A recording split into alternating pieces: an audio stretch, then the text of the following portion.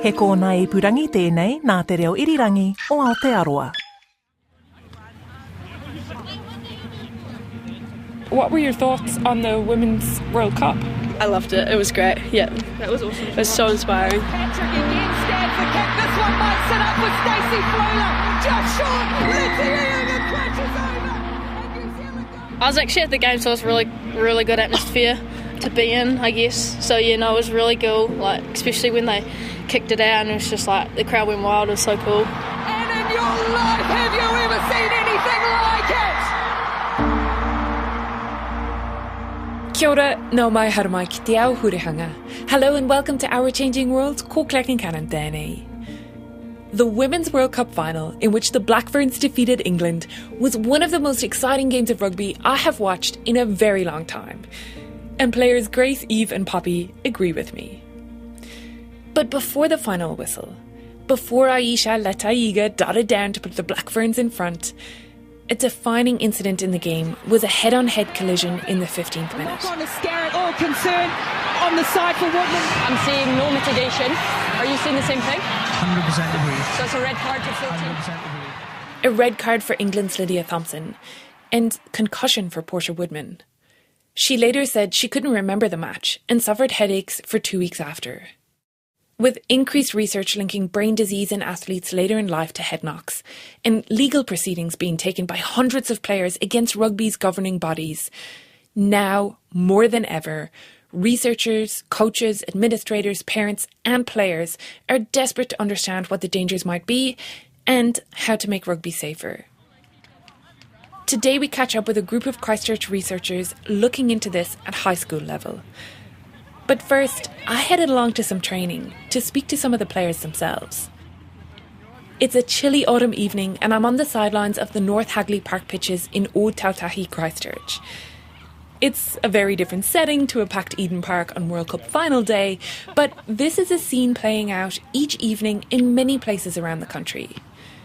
The under-17 ladies team of the High School Old Boys Rugby Club have just finished up. I'm Jasmine Piebald. I'm 15. I'm from Lincoln High School. And I'm Poppy Baxter and I'm 15 and go to Christchurch Girls High. And you guys have just finished training. How was training? It was pretty chill, just learning some moves and drills and yeah. No head knocks today? No. Were you even training tackling or anything like that? No, today was more just like getting to know the play and just kind of going through basics. How long have you been playing rugby? This is my second year playing for club, but third year altogether. I think it's 6 or 5 or 6. I wanted to catch up with Jazz and Poppy because they've both been involved in this research study. It's investigating collision incidents and magnitude for junior rugby players across an entire season.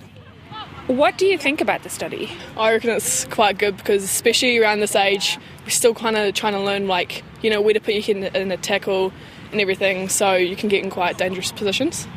Have either of you had concussion before? No, never. Never, no. Is it something that you worry about, like head knocks? Not on myself personally, but other people. Yeah, I don't really think about it during the game. No. And when you say other people, you mean your teammates, if your teammates suffer a concussion or something? Because some people have already had head knocks and if they get more then they can't play and just that worries me a little bit. Another player I spoke to, Lauren Edwards, has just joined the study for this season. She explains a bit more about how it works. We've had a cognitive testing and an MRI. We also got our teeth scanned and got a pretty tight-fitting mouthguard.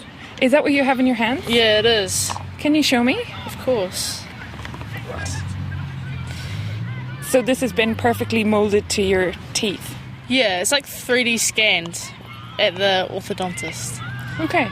And what is the little... That looks like there's some kind of chip or something inside there. Yeah, it tracks the movement and the collisions while we're playing and training. So this is your first year, you're going to wear this at every training and every game, and then you'll have results on your collisions at the end of the year. Yep, that's it.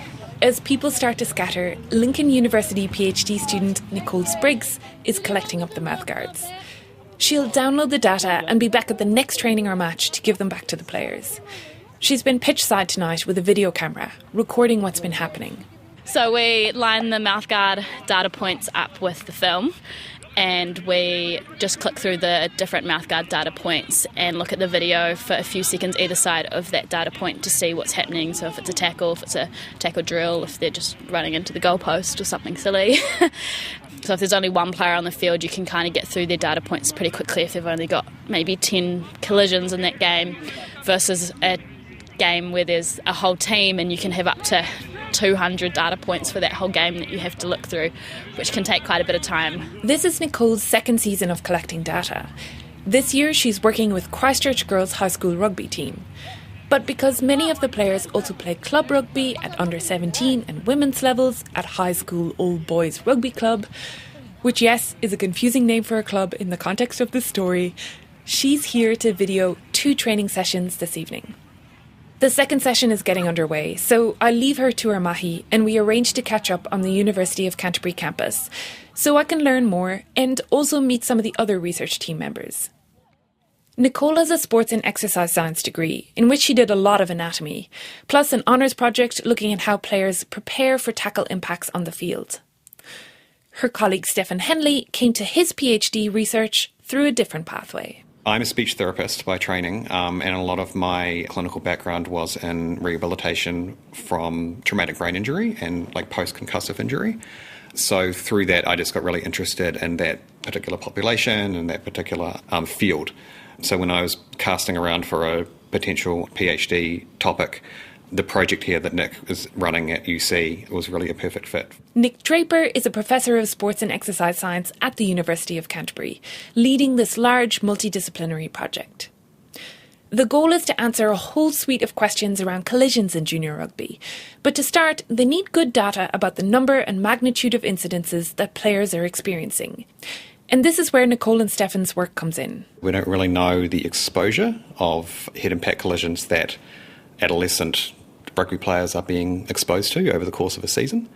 And I think it could be framed as an important starting point or a baseline for understanding that exposure. Hopefully will lead to some good decisions being made in the future in terms of being able to inform parents and coaches about what that level of exposure is. So while Nicole is working with girls' junior rugby teams, Stefan is working with boys' under-16 teams in the same way, using the mouthguards and attending each game and training to video the sessions. The mouthguards have accelerometers in them, which measure the impacts for us. And then we're able to download that data and we get a whole list of impacts for each session, how big they are and how many there were. And after that, our job is to verify that those impacts are real. So we do that by looking at video footage that we've also shot. Obviously, there's a lot of head movement happening in any game. But the mouthguards are set to record events only where the player's head moves above a certain acceleration. The mouthguards only pick up hits that are above an 8G threshold, so Gs probably don't mean a lot to you, but if you think about if you're jumping on a trampoline really hard and your head moving like that, that's about 8 Gs. So anything above that sort of speed, the mouthguard picks up. So we're looking at all of those little and big hits and impacts to the head, how they also affect that structure. And then obviously concussions occur in rugby as well and they affect the brain. So we hope they don't get concussed, but it's a great opportunity for us to learn as well. So this study is looking for all incidences of head knocks or jerks, not just concussion. While concussions are often what's talked about in the media, and hey, mea culpa, using the Portia Woodman example, there's growing evidence that repeated subconcussive knocks, including whiplash-style events where the brain moves within the skull, are also an issue. When you get hit and your brain shakes within your head, it stretches, which stretches all of the pathways between the brain, within the brain. So the stretching of those pathways in the brain creates that stress and that strain on the brain, and then that affects that ability for the different regions of the brain to connect together and work together. To try hone in on any brain changes across a season of rugby, Stefan and Nicole also have the MRI and neurocognitive tests that player Lauren mentioned. At the beginning of the season, before the players have preferably had any collision, training. They come in and get an MRI scan with us, which is about 40 minutes. We look at the functional and the structural part of the brain. And then they also come in and do this neurocognitive test with us, which is called the NIH Toolbox, which looks at lots of different components of the brain and how the brain functions. And then we're going to do that again at the end of the season with them to see if their brain structure or functions changed across the season. And then you can look at those head impacts that we pick up from the field to say, oh, this player's had this many impacts and they were this big and they've had more change in their brain or less change in their brain or anything like that. And then if an athlete gets concussed as well, they come back in for a third session with us to do the MRI scan and the neurocognitive testing again to see acutely following that concussion what's happening to the brain. So the MRI will be analysed for brain anatomy differences in individuals pre and post the season. A lot of the MRI research has come out of American football and all of these athletes getting CTE and only being able to find that when they've died and cutting open their brains and seeing that their brains aren't quite what they should be. CTE stands for chronic traumatic encephalopathy, a progressive degenerative brain disease linked to repeated blows to the head. It can start with memory loss, mood swings, and difficulty in concentrating, developing into progressive dementia. It can also result in aggression and lack of impulse control. Researchers and clinicians are desperate to figure out a way to diagnose CTE in patients before death. So they've been looking at brain images between athletes and control groups to see if they could spot differences.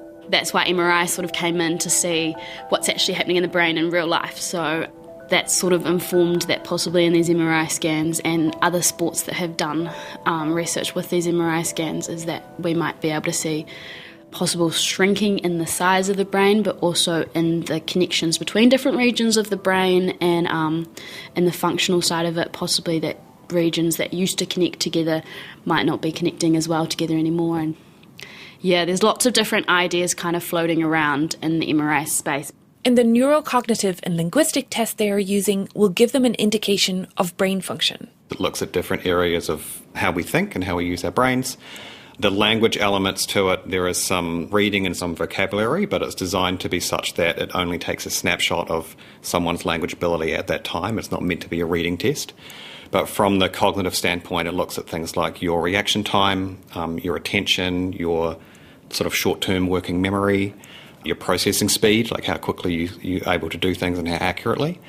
From that, it gives us what's called an age-corrected standard score. So it'll give us a score that is corrected for someone's age. And another important thing to note is that those scores we're only using as a comparison within what's called within subject, which means we're only comparing the player's score pre-season against post-season. We're not comparing it against anyone else. Stefan and Nicole have done one full season of tracking players, and they're at the start of their second.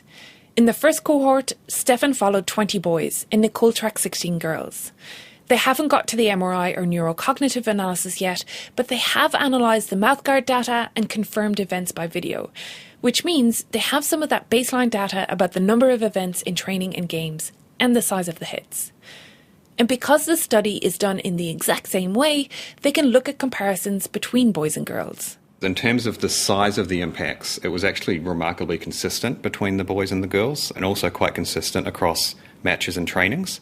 So it was roughly around about 20 Gs was the average impact magnitude, but there were some differences in terms of the incidence. So that's like the number of impacts. So there were more impacts on average experienced in games versus training.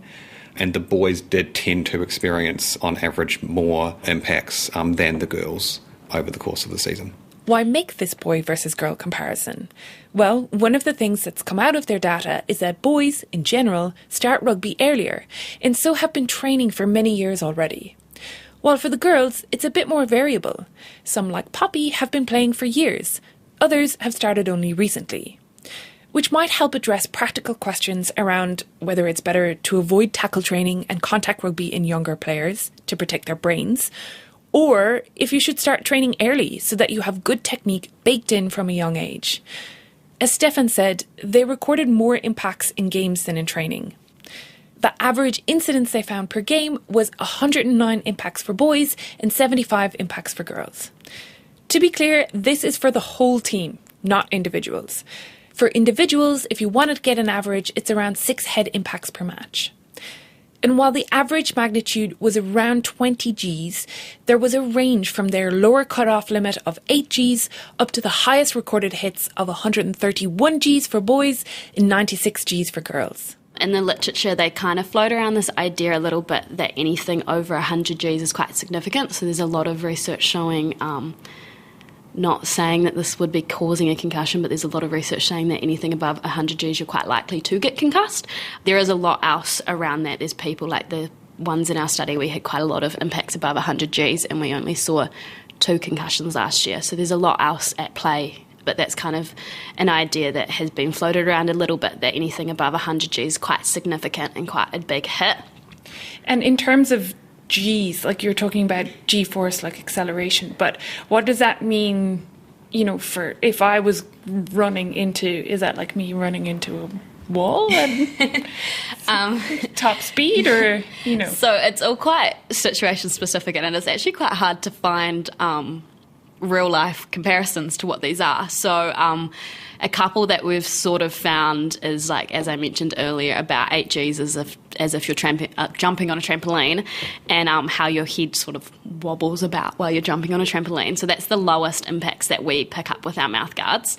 100 Gs is about if you jumped from around a metre high and landed stiff-legged, and that big impact that you kind of get as you jolt to the ground. And then sitting around like 40, 50 Gs as if you got punched to the face. So that's a pretty strong one. Yeah, when I said that to some of the girls, that 50 Gs was getting punched in the face, they were also shocked, because they're like, oh, it doesn't feel that hard on the field. And it's like, well, when you've got adrenaline and you're excited to play and everything, it just doesn't seem as strong as it actually is. Yeah. And there was a major study published recently, a review into football or soccer, that found that the average magnitude of hitting the ball was 20 Gs, to give you another sort of point of comparison. So far, there's not been much research into head impacts in junior rugby, just a few studies here and there. And as for girls... Females, there's pretty much no research at all on them, so anything on them is super important, and females aren't males, so all the research at the moment is on males, and then they try to put it into females, but we move in different ways. We have different centres of gravity, our brains work in different ways, so you can't really just say, oh, this works for males, so we're going to put it into females when we work in completely different ways. But Aotearoa New Zealand is doing its bit to help fill the junior rugby research gap. There was one study a few years back that used patches instead of mouthguards to monitor hits. Along with this current work in Canterbury, there's another study underway with Mātai Medical Research Institute collaborating with Gisborne Boys High School rugby teams. And a big study into incidences was commissioned by World Rugby in 2021. It's being run by the University of Otago, led by Associate Professor Melanie Bussey. They followed nearly 700 community athletes from the ages of 12 up to 24, both men and women, using the mouthguard and video combo. Over 116 games, 200 training sessions, 500 hours of video, and 40,000 head acceleration events. They're currently preparing and submitting scientific manuscripts, so I guess watch this space to see their results come out, and to see how World Rugby responds. But Nicole and Stefan's work, not just with the incidences, but also with brain imaging and testing before and after, plus information from the players about how long they've been playing, will hopefully help guide the conversations to come about how to best protect junior athletes. It could potentially form some sort of baseline for knowing, okay, this is what they've been exposed to, and so maybe that can help parents make decisions about the safety of the game and players. If we end up seeing sort of no change or very minimal change, that's still something that can be reported, because we can say, over a season of rugby, we didn't really see any change, and that's still valid as a finding as well. Players, coaches, parents, opposition teams and referees have all been really supportive of the study, say Stefan and Nicole. They needed permission from all to do their research. But of course, they interact mostly with the players, who they see between 4 to 6 times per week mid-season. Because remember, they're at every training and every game. Do you get involved? I mean, are you cheering for the team? It's really hard not to, actually. Yeah, I mean, obviously we're trying to be neutral researchers, but yeah, you do get invested. Yeah, there was a particular game last year where they won with a last-minute penalty, and that was tremendously exciting. But yeah, you do get involved with it, and I think that's one of the cool things about being involved in this project is that we're not, sorry Daniel, but we're not stuck in a lab in a windowless room, but we are out in the world and meeting people and interacting, and I think it's pretty cool to have that as part of your PhD research. Yeah, I totally agree, and it definitely opened my eyes a little bit to female rugby and community rugby because the girls that I was with last season, they didn't have any female manager or coach for the team, they just had males. So they really appreciated me being there just as a female in the space. And are you also, as well as cheering for them for the last minute penalty, are you also doing that like a sharp intake of breath if anybody hits their head or the tackle goes wrong? Yeah, it's a funny one though because there's definitely impacts that I've stood on the sideline and been like, oh, that's a big hit, and then I go back and look at the mouthguard and data and it's actually not that big, and then there's other ones where they don't appear to be that great, and then you look at the mouthguard and it's a huge hit and you're like, oh, she took that well. Some of these hits will get further studied by the colleague Stefan mentioned, Daniel Stitt. Daniel is also doing a PhD at the University of Canterbury, and he's part of the wider project team. The windowless lab he's stuck in is in the engineering building. We're in the aerodynamics lab. It's kind of an everything lab really, but they have 2 massive wind tunnels in here for testing all sorts of things. Yeah, giant blue constructions that go the length of this particularly long room. Yeah, they apparently had to build the building around them because they can't move them. But in the corner of this very large room, we're standing beside something that you helped to construct. Yeah, so that is our drop test rig, which is about 4 metres tall with a crash test dummy head in the middle, which is guided by 2 wires when it drops, and we can control what height it drops from. It is kind of ghoulish looking. A tall metal frame with a perspex front, a rubber landing pad, a rubber-coated head attached to a metal arm, held up by a wire connected to a magnet. The head can be lifted up to a certain height and then dropped. And Daniel then gets a data readout of the forces the head is experiencing. We record the acceleration of the head. So we have accelerometers inside the head that tell us the acceleration in G forces. We've got like 9 different accelerometers in there that we can use to work out the rotational part as well. Accelerometers just do a linear thing, so like forward, back, up and down, whereas with a whole bunch of them you can work out how much the head rotates and how fast it rotates. And that rotational motion is believed to be, or currently believed to be, the primary driver of brain injury, especially in the deeper parts of the brain, like the corpus callosum, a little bit in between the 2 hemispheres that crosses over between them. He's got 2 key questions that he's focused on, starting with whether the current standards used to test rugby headgear are appropriate for the task. So for my PhD, I'm specifically looking at how to better represent rugby field impacts in the lab, and then extending from that, sort of what we can learn about the way that rugby headgear may or may not mitigate damaging head impacts on the field. And currently, with the standards that we do have, these might not reflect the on-field conditions. And so we're kind of looking into that to, first of all, see whether or not they do, and if not, what we need to change to better kind of represent those in the lab. Daniel can tinker with a lot of the parameters. The position and angle of the head, which affects where and how it impacts with the surface, whether it has a neck, the height it's dropped from, and the surface it's dropped onto. This enables him to test the existing standards, but then also to recreate some of the actual incidences that Nicole and Stefan have gathered from the field. He gives me a run-through. So we'll just lift it up to... Yeah, so this is probably like a 40 centimetre drop-ish, 45 centimetre drop. Yeah, I'd say, do you want to push the button? But you kind of got your hands full, so 3, 2, 1. So yeah, that's a pretty standard impact test in the lab. That's kind of terrifying. Yeah, that's what everyone says. Most people get kind of shocked by how loud it is and don't believe that's really what happens to your head. But yeah, according to all the studies, that's pretty much it. Now, Daniel's focus is on headgear, and headgear can only help with incidences in which a person's head smacks against something, not with those whiplash events I mentioned earlier. So he'll be focusing on those times where a player's head impacts something, another player's head or shoulder or the ground. He'll recreate them in the lab and then test with and without headgear, because, along with getting their fancy mouthguards, all the participants are also given the option to wear provided, World Rugby approved headgear during the season.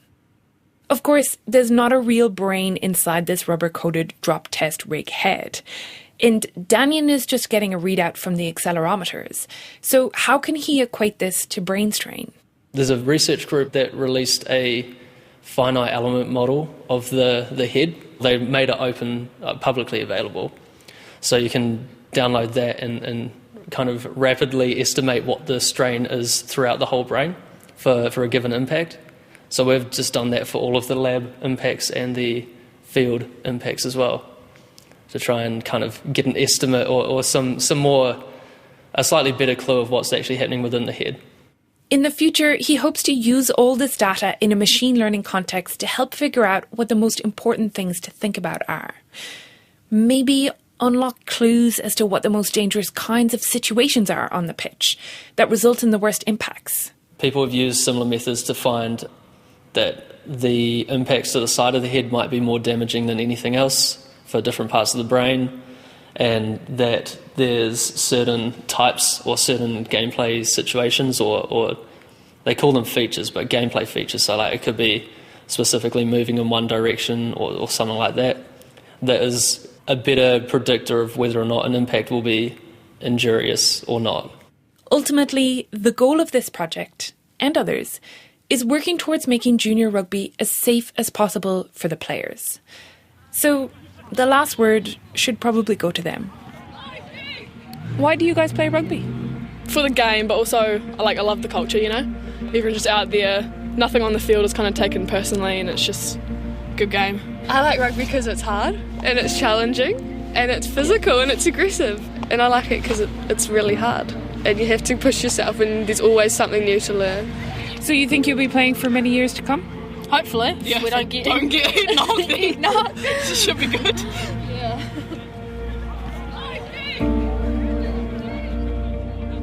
Ngā mihi nui ki a Nicole Spriggs of Lincoln University, and to Daniel Stitt and Stefan Henley, who are doing their PhDs at the University of Canterbury. Thanks also to Professors Nick Draper and Michael Hamlin, and a massive thank you to the Old Boys High School Rugby Club players who spoke to me: Poppy, Jazz, Grace, Eve and Lauren. Ko Claire Concannon ho te kaihotu o tēnei hōtaka. I āwhina mai a Liz Garton, rawa ko Ellen Rikers. I produced this one with help from Liz and Ellen. Sound engineering was by Phil Benj, and Tim Watkin is executive producer of podcasts and series at RNZ. Also, a quick thank you to Associate Professor Melanie Bussey, who updated me on where the study she's leading for World Rugby is at.